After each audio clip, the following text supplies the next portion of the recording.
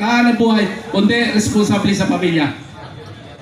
Yung hindi operator, kailangan Pangulo, may evaluate mo yan. No?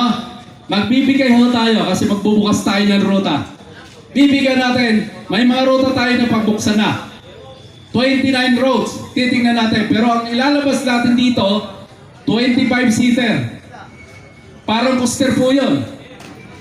Maganda, aircon. Kumbaga, i-evolve natin. Hindi lang kasi, kung titingnan nyo, mabuti, aralin natin mabuti.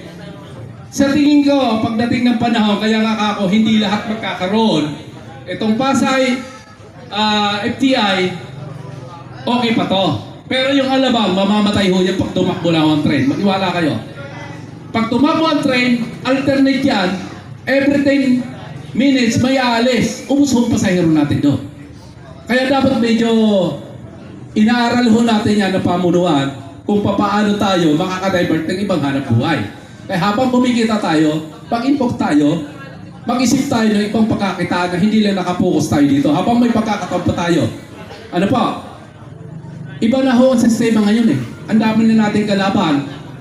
50% na lang ho. Maniwala kayo sa akin.